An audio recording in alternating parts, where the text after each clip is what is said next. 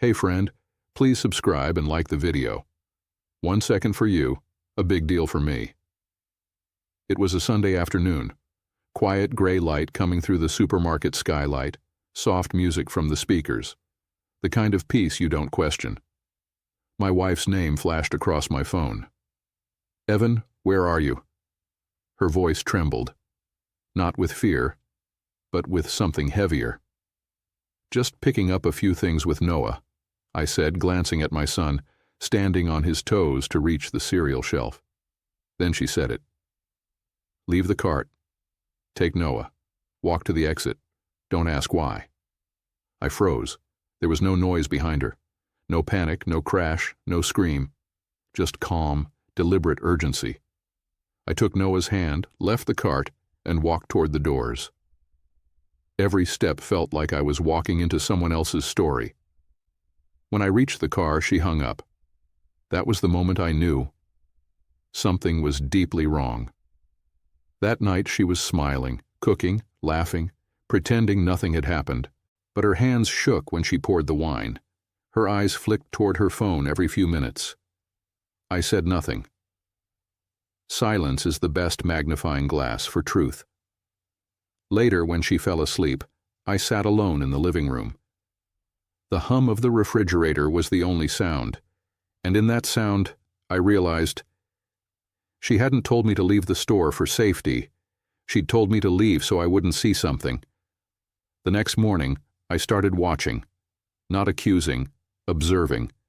The little things that only make sense once you stop pretending. New perfume, different shoes.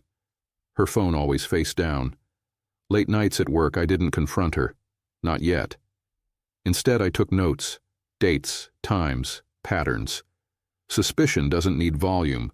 It needs patience. A week later, while she was showering, I picked up her phone.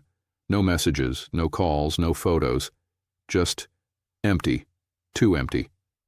No one deletes everything unless there's something worth deleting. So I went deeper. Email recovery, bank statements, cloud backups. And that's where I found it. A folder buried 6 layers deep in her photo archive. It was called Work Trips. Inside, 38 pictures. Her. And a man I didn't know. Different cities, different clothes, but the same smile. The one she used to give me when she still meant it. My stomach didn't drop. It folded inward like the air itself refused to hold me up. That night I couldn't sleep. Not because of the betrayal, but because of Noah. He wasn't just my son.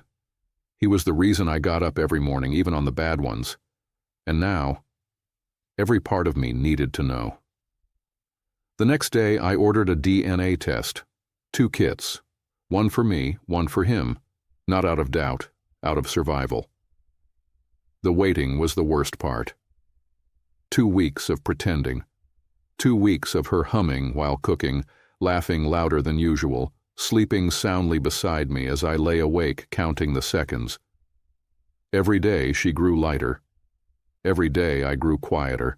When the envelope finally arrived, I didn't open it right away. I placed it on the table, stared at it, and imagined a world where it told me what I wanted to hear. Then I opened it.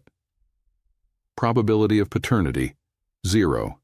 0, not 99, not 50. Just the kind of number that ends conversations. That evening she came home humming. I was sitting at the kitchen table. The envelope was waiting between us.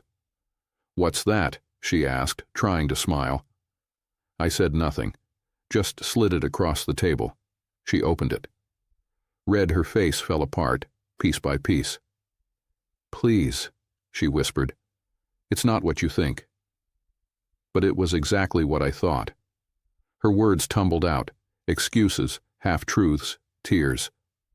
But the silence between us did all the talking. Every sob was a confession. When she ran out of words, I finally spoke.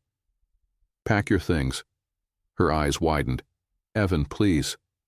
For Noah, I stood up. "He's my son. He always will be. But you're not his mother anymore." That broke her.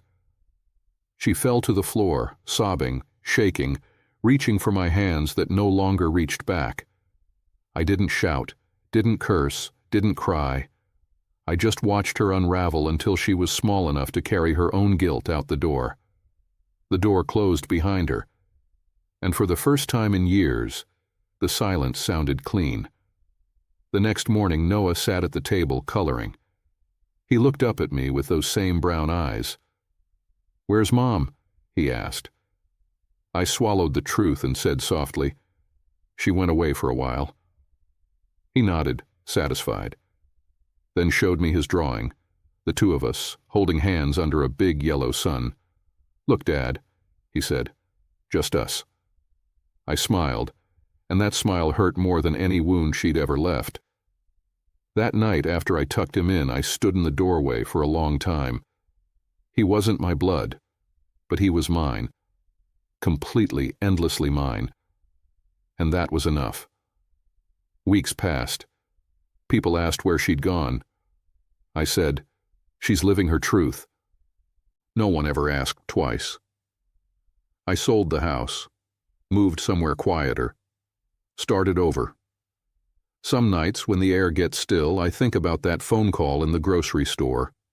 The sound of her voice, the panic, the guilt, the choice she made. She told me to leave because she didn't want me to see. But I saw anyway. Everything. And that's the thing about betrayal. It doesn't end with rage or revenge. It ends with absence. A missing voice at dinner. An empty space on the pillow. A name you stop saying out loud. But in that absence, something else grows. Peace. The kind that doesn't shout. The kind that doesn't need forgiveness. I didn't get closure. I got clarity. And that was better.